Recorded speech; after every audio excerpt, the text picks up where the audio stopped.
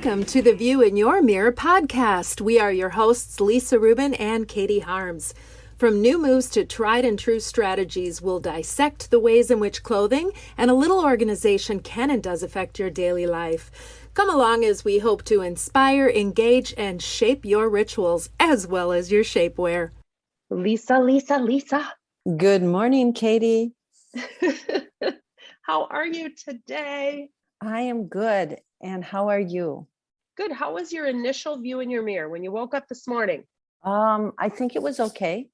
I did my morning routine to get ready. What's your morning routine? What's my morning routine? Yep. Well, I usually lay in my bed now for the 3 minutes. Ever since we recorded with Pilar, I decided I'm going to do that. So I sit, I close my eyes. I do not grab for my phone anymore. And I take 3 minutes to just not sleep, but just try to keep my mind blank. And I really think it's helping. And then I get up and I go and get a cup of coffee, maybe put a load of laundry in.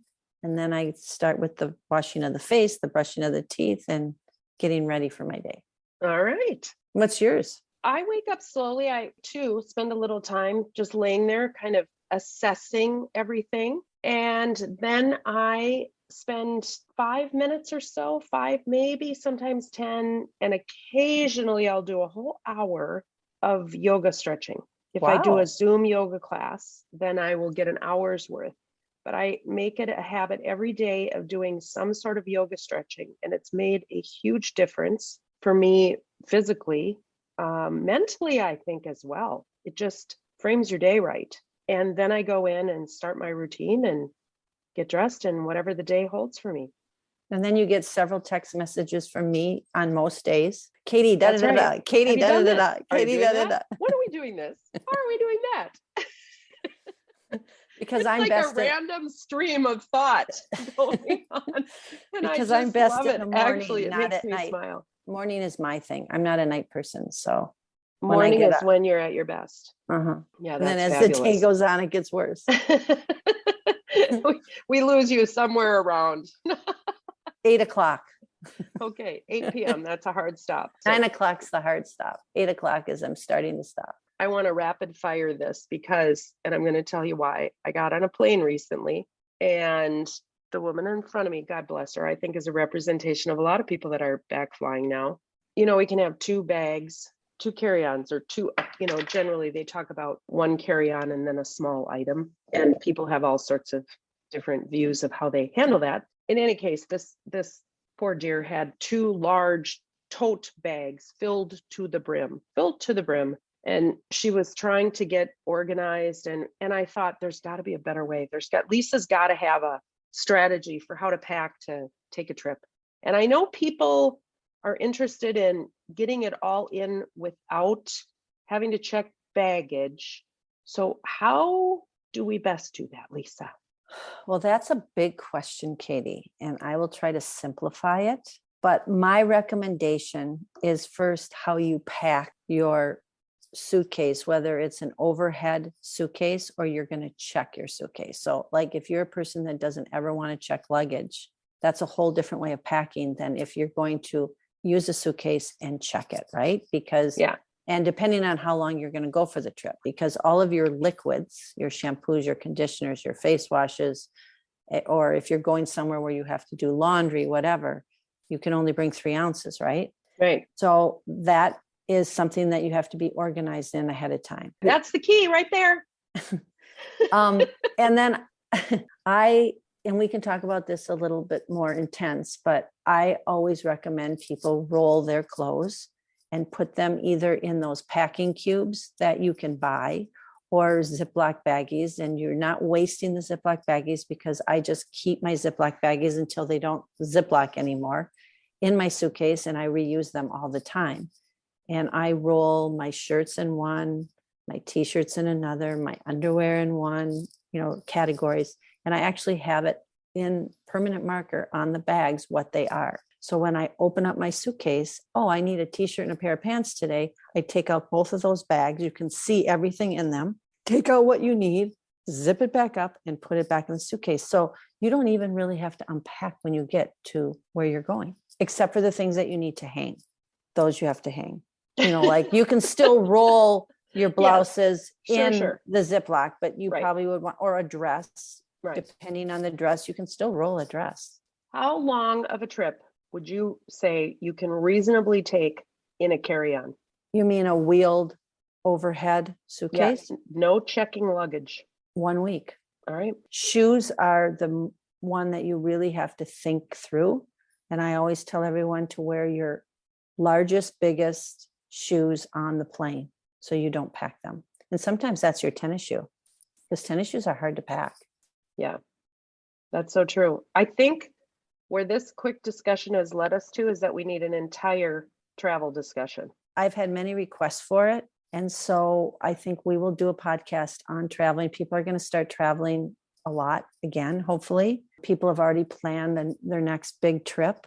And, you have to be organized. Don't think you're going to pack the night before. And when you get to your location, be happy with what you have in your suitcase. Yeah. That is a place that you really need to be organized. Well, our guest has a lot of experience in traveling and probably packing for weeks on end. Pam Borton, former coach of the Minnesota Golden Gophers, and she has written 2 books. She's an executive coach now. She's written 2 books. The second one is called The Crooked Rim: Master Your Mindset to Strengthen Your Resilience for Limitless Personal and Professional Excellence. Having personal and professional excellence in packing is also very important. It's the one biggest request I get from my clients. Like I don't actually pack for them, but the whole process of getting it in the suitcase, I help them with. And once I've talked to them about it, they can do that on their own. Exactly. And then it's just a skill. It's a skill you've learned as long as it's like once you've learned how to organize your spaces to stay in that space, and it's repetitive motion. So, and I think Pam knows a little bit about repetitive motion. And so let's welcome Pam to our podcast. We are excited and happy to be joined by Pam Borton. Pam is a Final Four coach, a phenomenal human being. I've known her marginally through University of Minnesota connections and watched her career, and obviously with my love of basketball and volleyball and sports. And her first book, On Point, was fantastic. I'm excited to say her second book, The Crooked Rim, is as good as, if not better than, what she put out. Pam, thanks so much for joining us. Oh, it's great to be here, and everybody's got their coffee this morning, and I'm looking forward to chatting with 2 very talented, powerful, battle-tested women. So the 2 people I would love to hang out with this morning. Well, thanks so much. Battle-tested. I love that. How do you know if you're a person who can get through the battle? Well, you go through the battle. I mean, I think everybody needs to go through the battle, and everybody gets through the battle. Some get through it easier than others, and it's how we respond to the battle. But there's so many things. I mean, the people that you surround yourself with that are supporting you, encouraging you, pushing you through the battle. But we all have our own battles, and just like the Crooked Rim, some of us have more than others, and they all look different. Okay, so the Crooked Rim, you've got it, because Lisa and I are both engaged in and almost done with the book. What was the thought process behind it? You did your first book, very successful. What brought you to this book? Well, a number of things. After my first book, everyone's was like, when are you going to write your second book? When are you going to write your second book? And then my business exploded and was too busy. I was traveling almost every week. Every week I was on a plane, and I just didn't have time. And then COVID hit, and everybody got to stay home. Forced everyone home. I like to change the messaging, like we got to stay home.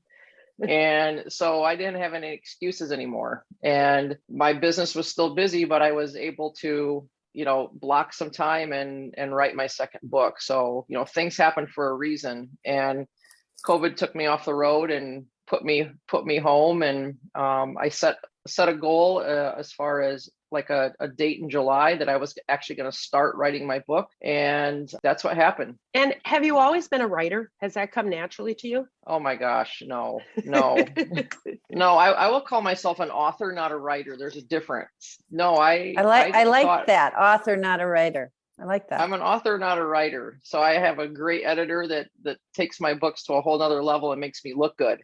But I provide the stories and I provide the bones and the context of everything.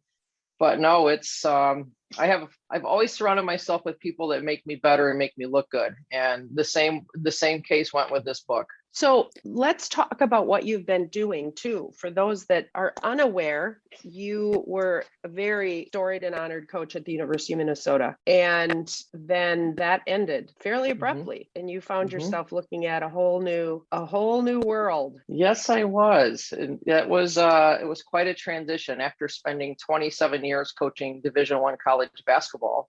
I spent 12 years at the University of Minnesota, which is a very long time for a coach.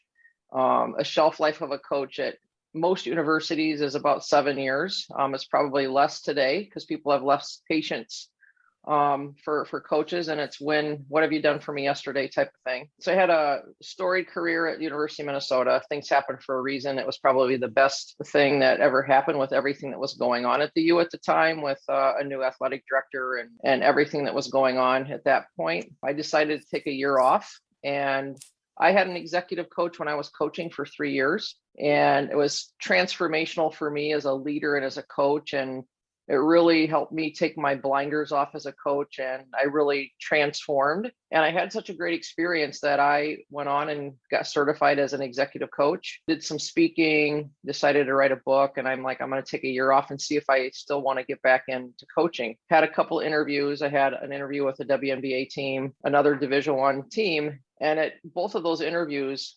I'm like, oh my gosh, what if they offer me the job? I don't think I can do this. I don't think I can continue to do this. Like, I started getting this really weird feeling that what if they offer me the job? I don't think I can do this anymore. And that really was a turning point in my life. And I just dove in and started my own company. And here we are today, and thriving. Absolutely thriving. And one of the things that I think is phenomenal, and you alluded to it, is you've surrounded yourself with good people. I think you're also very good at asking questions and asking for help. How does that play into it? Because that's not a characteristic that's easy in a lot of people, that asking for help, particularly along the line in a career when you've taken a pivot. Well, you need, again, surrounding yourself with great people is really how you take your game as a leader, as an individual to the next level. And I learned that very quickly the day I took the Minnesota job. And I surrounded myself with people that had been a head coach before, people that were better in certain areas than myself. And in order to do that, you have to be confident. You have to be confident in your own skills and your own belief, and understanding that it's not about what I do that's going to make this an unbelievable program. It's I have to surround myself with people that are going to fill my gaps, and asking questions, asking for help, not having the answers for everything. That's just a sign of strength. It's a sign of vulnerability, and vulnerability is power. And if you're the smartest one in the room, I like to say, if you're the smartest one in the room, then that's probably not a good thing. And so you always want to be growing, you always want to be challenging yourself. That's fantastic. Just like us in this podcast, right, Lisa? This comes so naturally to you. Yeah. Every podcast I do is a challenge for me, because this isn't my wheelhouse and what we're doing right now. The other things, the quiet things, the secret things around it maybe are, but not the actual podcast. But I'm getting better, as Katie says. I'm learning. Well, Lisa, that we know it's like, that's the people like that. That's the brains behind the whole organization. So we know that. Maybe. Exactly. Well, and I truly do believe growth comes from change. And as much as none of us really probably like change, the change we've gone through, we can look back and say, just like you did, Pam, I mean, it's a very public thing to go through when you're a coach in that. I mean, the Big Ten Final Four coach, when you go through that public of a dismissal, you have to have a level of confidence that carries you to say, nope, I still got it. Mm-hmm. Well, it comes with the territory at that level. And especially when they make a change in leadership with an athletic director, you already know no matter how well you're doing, they want their own people. And the year before, with a Hall of Famer of Tubby Smith, and he had taken the men's basketball program further in the NCAA tournament than anyone had ever taken. And he was shown the door the year before myself. It was inevitable. It was inevitable. I truly believe if I would have taken my team to a Sweet 16 that year, I was going to be let go. And that's just how things roll. I felt like I was at the top of my game as a coach. I had won 22 games that year. And, I went out with my head held high, and it wasn't because I cheated or did something unethical in the program. It was just time for a change in leadership. I'd been there 12 years, and sometimes fans get tired of seeing the same person on the sidelines, and they just want a little something different. But I had so much success and learned from my failures as well. And it's helped me work with the C-suite level leaders that I work with today. How many of your professional people that you work with today have a background in collegiate sports?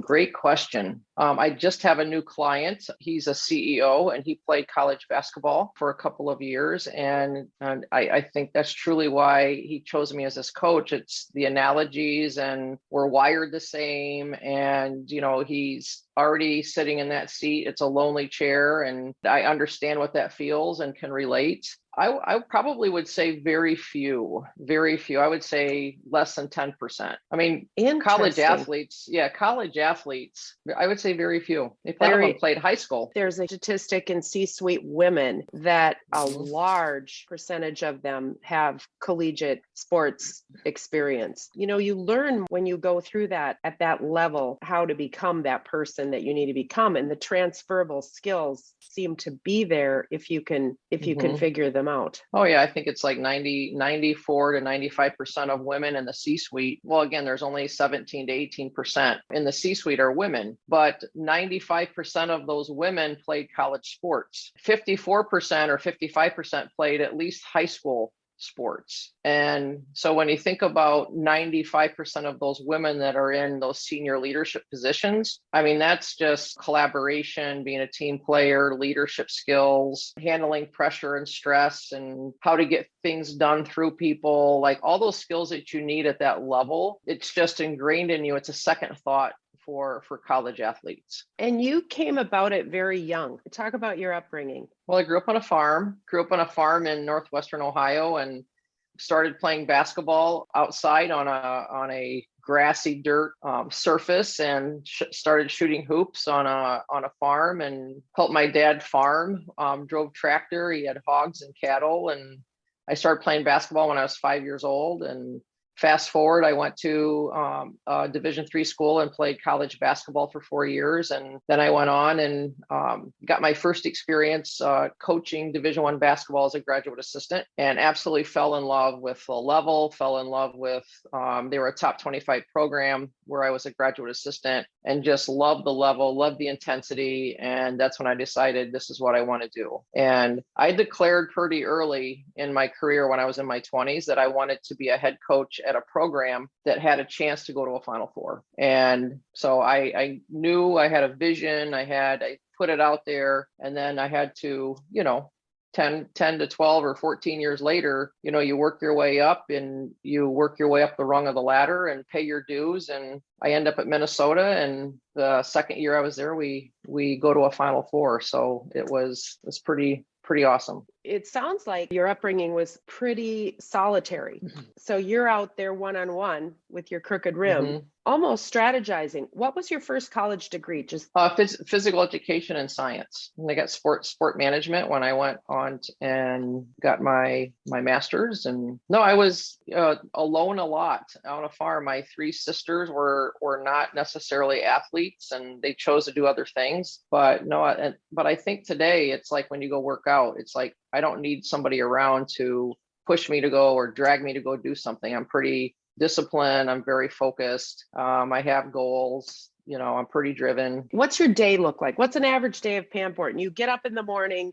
You look at yourself in the mirror. Do you have the same routine? Are you a routine person? Oh, yes. Athletes and coaches are all routine people. We have our routine and rituals. Yeah, well, just remember, this is my second career. I spent almost 30 years, in a rat race. So when I'm not traveling, I take my mornings. My mornings are for me. And so I do yoga. I go for a 4-mile run. I walk my dogs. And then by 10 o'clock in the morning, and I do take the morning off, I get to work, and I work the rest of the day. And by a certain point at night, I shut down and I make dinner and sit down and have dinner. And then I start working again at night. So I still work a lot. I really do.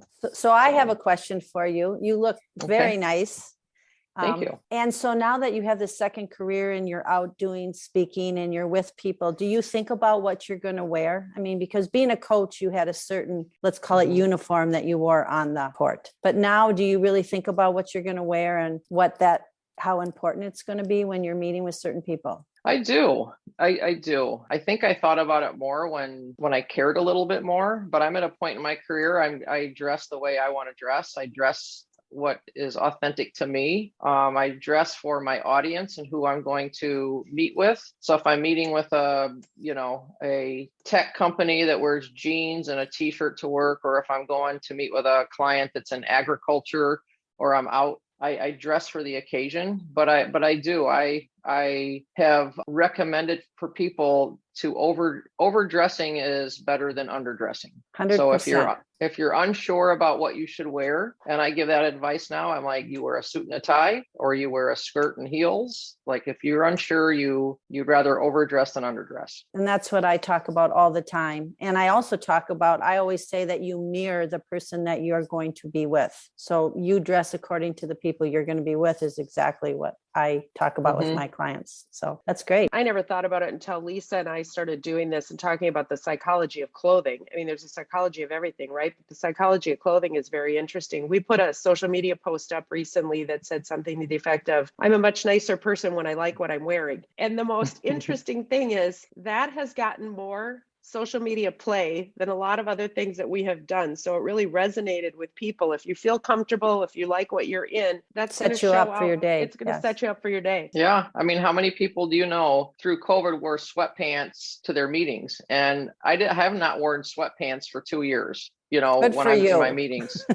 I either have at least my jeans on, I have shoes on. My business partner, I mean, she will put a skirt on and a beautiful blouse and heels on, walking around her house. But I'm going to work.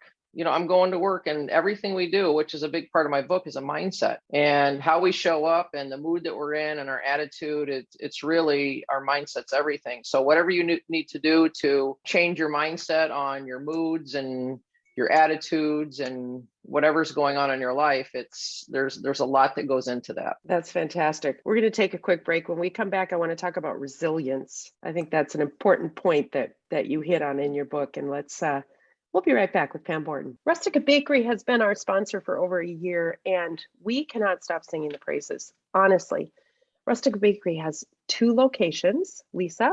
They have their new Edina location. And then they also have their other location, which is by Bidet Mackay Spa. We'll get better at it. Bidet Mackay Spa. And either one is a quick jump in and jump out.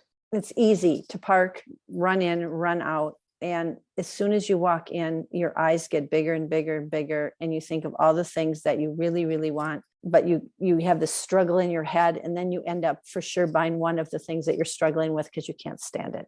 Yeah, and you can't decide which one that's going to be. Yeah, I have the struggle every time. Every time. And their coffee. I love their coffee. I like their iced tea. You do like their iced tea. You've talked about that before. I do. I love their iced tea. It's an everyday treat, right? There are days you just need to give yourself an everyday treat. And there's nothing wrong with that. Or maybe pick up some everyday treats to drop off at your kid's house, or someone you really love. Or somebody that's not feeling well. There you go. So, and if you want to head in for sandwiches at lunchtime, that is also a possibility. They have a really good breakfast that they do that I've done when I want to meet a client or something and it's a beautiful day. I'll go into Rustica and order. They do this wonderful little egg breakfast and they serve it with their bread. It's delicious. Rusticabakery.com will give you more information on location, hours, all of their wonderful things. You will find yourself salivating just by looking at the website. So I'm warning you on that. Be prepared to be very happy at Rustica Bakery. And we're back with Pam Borton. And Pam, really talking about your book in general.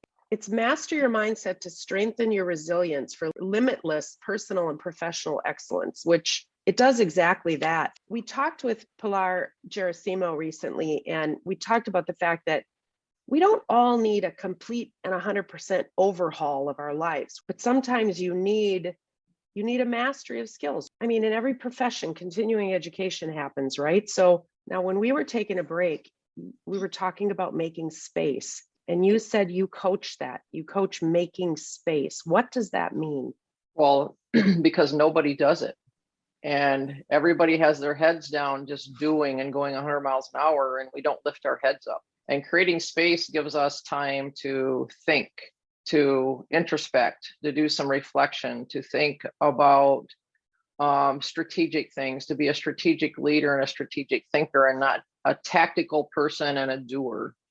And the higher up you go in positions or levels, the more time and the more expectations are to strategic thinking, strategic planning. Not what am I going to do today, but what are we going to do this year, next year, 3 years down the road? And it takes time blocking your schedule, creating that space to think. And it's actually very uncomfortable for many people because you're using a different side of your brain. Think about the last time you went to a workshop for half a day or a full day. And most people are exhausted after those days because they're doing something that they normally don't spend a lot of time doing, thinking, reflecting, doing introspection. So creating that space is so important. There's a framework that I use with my clients about how much time they should be spending on day-to-day and that space as well. So it's very important, and it's part of your holistic development for as an individual. It's funny that you say that, because as you were talking about that, I remember when I would go with my kids when they were little on a field trip, and I was like the mom that went on the field trip, and we had the whole day, and I got in the bus with the kids on the way home, and I'm the one that fell asleep because I was doing something different than I would ever do in my day. And I didn't do it a lot, but when I did do it, I was doing exactly what you just said. You know, I was using the other part of my brain, and I was exhausted at the end of the day. So that's a good one. I like that one. Thank you. So back to, you were talking a little bit about your day too, those quiet times in the morning before your feet hit the ground, just contemplative thought. And I would think when you're planning strategically and you're looking out 5 years, you're giving yourself the framework for what's to come, which has got to be easier than to identify within your corporation or within your business the steps you're going to take to get to those 5 years. So you're giving yourself a very big gift by strategically thinking out further. Oh, absolutely. And that's really actually an expectation. And that's what everyone around you needs for you to do. And they need for leaders to do more of that. You know, that's a big part of inspiration today. You know, people want and need inspirational leaders, especially after what everybody's been through over the last couple of years and leading behind a screen. People want a vision. People want a purpose and meaning. People want to know where they're going. Where are we going? How am I connected to the bigger picture? And what I do every day, how am I connected to the bigger picture? And so people want to feel purpose and meaning and a connectedness. And so it's so important for leaders to have that vision and to be able to communicate it inspiringly for people. And that's what keeps people at companies. That's retention, that is motivation. And that's a skill set that many people need to really focus on more and really develop. How much have you seen mental health being brought into the discussion in corporations, especially since the pandemic has started? Oh, it's a daily conversation. You know, maybe mental health isn't the words that's used, but it's burnout, it's mental wellness, it is happiness, it is satisfied with their lives, A big part of that is confidence, attitudes. It's being connected to people. People aren't as connected to each other as they used to be. It's support systems. There's so many things in my book that I talk about that helps really build resilience. And those are some of the things that it helps you. It's like watering a flower. It's like you need those nutrients and that sunlight and that water every single day to continue building that resilience, because there's so many things that happen during the day that the resilience gets chipped away, because you have to be resilient for so many things. But how are you filling up your bucket and replenishing that? And it's so many different things that I do talk about in my book that are easy but hard to do. So true. Talk about Caroline's Crooked Rim. I found this wonderful. Paraphrasing, she was a high performer at a global technology company, top sales leader, really the only woman on the team, right? Paid less than the men. What was her sticking point, and how did you come to Caroline? Oh, what was her sticking point? Support. She battle tested every day from, she, to this day, she's still the only woman on the leadership team. She's still the only one. And so she gets tested every single day, but it's that confidence, believing that you're enough, believing that you belong, finding your voice at the table, getting yourself back up, brushing yourself off, and getting yourself back in the game. It's getting those small wins every day that you can celebrate. I think what's fascinating with her is she didn't jump ship to go elsewhere. She wanted to stick with it. And I think that's something that we don't see as much anymore. And that's resilience. It's never giving up. And understanding that whatever is going on, it's just going to make you better. It's going to make you tougher for whatever's next. If Carolyn does go somewhere else, if she does get another opportunity, everything that she's gone through has prepared her for whatever is next for her. And I think when you frame it that way with optimism, and things happen for a reason, I'm going to bring it back to that word that I used at the very beginning. We're all battle tested. She's battle tested almost every day, and it's just making her better. It's making her tougher. And the sky's going to be the limit for her, because she is a rock star today. That's fantastic. And if she does, like you say, choose to go elsewhere, it's not going to be because the going got tough. It's going to be because the opportunities open up for her because of the work that she did. Absolutely. And that she has gotten so much confidence, and she realizes what she can do, and that I am enough. And if I continue to get pushed down in this company and not lifted up, I think when you start looking around, you start appreciating what you have gone through and what it's gotten you prepared for, that the sky's the limit for sure.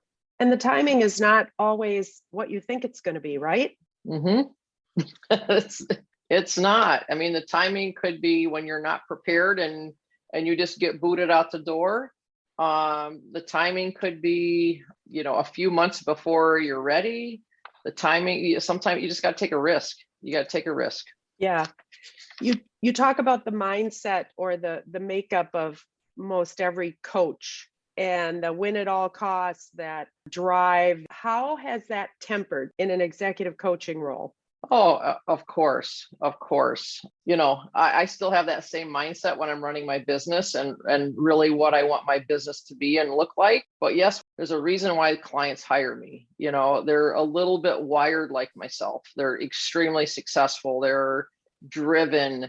They want to be successful. They want to go on to the next. So I help them put together some goals and some strategy on how they can excel in the position that they're in, whether it's they've got to develop more emotional intelligence, they have to develop better relationships and, across the companies, but then helping them get those skills and develop those skills before they actually get into that next seat. And it's really opening up their eyes to help them do that. So, but oh yeah, I mean, it's people say, do you coach your clients just like you coached your players? And I'm like, Well, I don't have a whistle. I'm not going to make it get on the line and run sprints. Maybe I will. We might have to call a timeout every once in a while during our coaching sessions, but you coach all your clients very different, just like you do your players. Everybody's motivated differently. You have to inspire everybody a little bit differently. You have to communicate a little bit differently to your athletes, but also your clients. And so each one of them is very unique and very special. And the mental sprints, I think, are even harder than doing the physical sprints. I think that's harder for people to understand. You're absolutely right. It's developing those, and I would say, Lisa, those mental skills and those emotional skills are 80% of their success. Obviously they need to, exercise and get sleep and take care of themselves, and, so they can put in those long hours and handle that stress. But the mental game and the emotional game is something that business leaders aren't used to developing. They're not used to developing those muscles, but that's 80% of our success is between the ears. Especially for women. And then if they look good and they feel good in their outfit, they have a much better day especially like I tell my clients, when they have a tough day or they're going to be speaking to a large group of people and they know their stuff. But when they walk out on stage, they want to feel good when they walk out on stage. And then that just is like the frosting on the cupcake is what I tell them. So I think that's also important. So. Well, Lisa, you know what? When it was before COVID, I was speaking so much on stage. I had about 50 speaking engagements a year. And I had a couple of outfits that were my go-to. And I would almost wear them. Thank God it was with different audiences, but I would almost wear the same thing speaking, because those were my power outfits. Those were the outfits that gave me confidence. Like right. I walked up on stage and I was owning it. I owned the audience because of what I had on. And I completely relate to that. Yeah, I call that with my clients their lucky outfit or their power outfit. And I make sure that every client I have has 2 or 3 of those in their wardrobe. And those are their go-tos. So, and the shoes are important for women. Oh, yes. Yeah. What I think your book talks about that's so important, and that even Lisa, as you're putting into it, it's really putting the whole package together, really becoming the best human that you can be for that situation you're in at that time, and feeling it as well, so that it's mutually beneficial on both sides. It's beneficial to wherever it is you're working, but it benefits you greatly. So I think about a lot of people that say, I don't have time for that, or I don't have time for an executive coach, or I don't try. But really, then you're missing the full picture. Well, those individuals don't understand. The best athletes in the world have the best coaches. And some of those athletes have 5 coaches. They have so many different coaches for so many different things because they know they have to take care of their minds, their bodies, their swings, their nutrition, in order to compete at a very high level. And the executives that we work with today are competing at a very high level and are expected to do unbelievable things. So I completely agree. Yeah. In a world of ever changing, we could have a whole nother conversation on social media and what that's brought into. And I bet you're really happy you're not coaching in the major throes of social media. Oh, it's, well, I think it was just starting, I had a couple of years of it, but now it's a whole different ball game. And I am so glad I am not coaching college sports today. I'm the lucky one. Yeah. I have a question for you. We're going to take a random pivot here, but what do you think your superpower is? That is a great question. There's a couple words that come right to my mind, but I am going to say optimism is a superpower of mine. So I try to help my clients do this as well, but I turn every situation, negative, bad, ugly, into something. I find something good out of it. I find something positive out of it. And I do that with everyone around me that, they're like, well, this and this and this happened. And I said, well, it's the good part of that is this. And so I try to find the good in people. I try to find the good in every situation. So optimism is my superpower. That's a very good superpower to have. That's a fabulous superpower to have. Well, I think it's a great place to end too, because I know you have a lot of things to do and places to go and people's lives to help transform. And I want to talk to you about nonprofit. You started Team Women. Talk about that. Well, that was pretty amazing. Back in 2011, I was still coaching, and I went downtown and was the keynote speaker at this wonderful event where they honored 52 women, were the women awards and women to watch. And I started this nonprofit because of that event. And it was the topic and the theme that I spoke on. And after that event, these women came up to me and they're like, you have to do something. You have to create an organization for us, a resource for us in Minneapolis. And I'm like, I'm too busy. I'm coaching. I already have a day job. Well, one thing led to the next and started a nonprofit. And I would say 35 of those 52 women were part of the start of Team Women. They were either on the board, they were part of the organizational meeting, but it's an organization where we have a mentoring program, we have leadership development events, we have a leadership conference, we have programs for young girls. And so really it's the resource for women who want to network, build connections, get better, get a mentor, but it's really become the resource in Minneapolis for women. Very simple what it says on your homepage, teamwomenmn.org. We inspire women and girls to rise together. I mean, you don't need anything more than that. Anything that's involved in that, and that's fantastic. Well, outreach. thank you. Thank you. Thanks so much. How do we get a hold of your book for those? I mean, Lisa and I have our book, but best way to get a hold of your book, best way to get a hold of you. Oh, you can find me on LinkedIn. People can track me down. You can buy one of my books on my website that is autographed. It's personalized to you. I will write a special note in it at onpointnextlevel.com. You can also find this on Amazon, and the audiobook is on Amazon, hardcover, softcover. If you don't want an autograph from Coach Borton, you can go to Amazon. I think the autograph's worth it. They got to go to your site. Coach Borton, thank you so much for being with us. Loved every minute of talking to you. All the best, and we'll look forward to the next book. Well, never say never. Never say never. Well, great. Well, you guys. Thank you very much, Pam. It was thank you. Wonderful, fabulous. I really enjoyed listening to you, and I've really enjoyed your book and have recommended it to several of my clients already. Well, great. Well, thank you. This is the best way to start a morning for sure. So thanks for having me. You are so welcome. I just so enjoyed that conversation with Pam Borton. Like you said too, I really am enjoying the Crooked Rim, almost done with it. Applicable in really every aspect. Yes, I am also almost done with it. It's very easy to read. The only problem I have when I read is that I have to stop and think about what I'm reading. So I'll go back and reread it because I don't want to, it's not a novel, right? It's something that you have to do in your own mindset. So I've really enjoyed it. And like I said, I recommended it to several people already. I think it's an easy book to read. It's a very easy book to read, and you can take it in chapters because, you know, you referenced it earlier as when you get overwhelmed with something, or when something is different than you're normally used to. You were talking about going with your kids to the museum or whatnot on a field trip, and how you get sleepy. I find that when things get overwhelming to me, I can only take so much, and then I get sleepy. And I think that's our brain's way of saying, okay, you need a rest. You're done now. You're done now. So even taking a chapter a day of this, she tells it in such a way. She's very honest. She's honest about leaving the University of Minnesota. I mean, it's out there, right? You're a coach of a major institution and a perennial favorite. And it's a tough thing to go through so publicly. And people go through this all the time in different ways. And just some of this tried and tested and battle tested. I love that she said that. So I really encourage anyone to get this book. And if anyone needs to get a hold of us, Lisa, how do they get a hold of you? Well, you can email me at lisa@wardrobeconsulting.net, but you can also go to my website, wardrobeconsulting.net. Fantastic. And I am Katie at katieharms.com.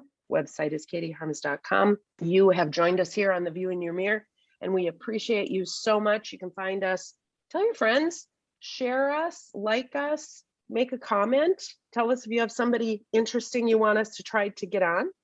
We'll do our best and maybe use you a contact to get us together. In the meantime, when you start your day and you have that initial view in your mirror, be kind and wonderful to yourself, because you are the best you're going to be. And that view in your mirror will continue to be awesome. Until next time.